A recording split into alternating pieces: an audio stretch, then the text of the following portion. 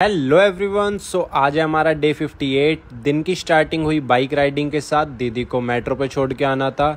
उसके बाद हम बैठ गए काम करने।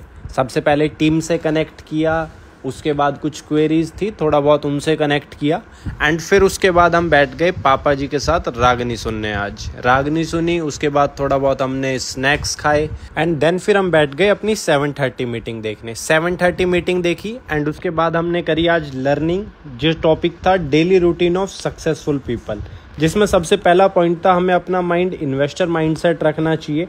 हमें ऐसी चीज़ों पे इन्वेस्ट करना चाहिए जिसका आउटकम हमें फ्यूचर में पॉजिटिव वे में आए। सेकंड चीज, हमें अपने वर्क को प्रायोरिटाइज करना चाहिए। जो इम्पोर्टेंट है हमारे लिए, पहले हमें उस चीज़ पे काम करना चाहिए और अपने आप को वीकली या मंथली रिवॉर्ड्स भी देने चाहिए। एंड लर्निंग के बाद हमने आज अपना विजन बोर्ड प्रिपेयर किया दोबारा से एंड उसके बाद हमने कर दिया आज के डे को यहीं पे एंड। तो जब तक के लिए जय श्री राम।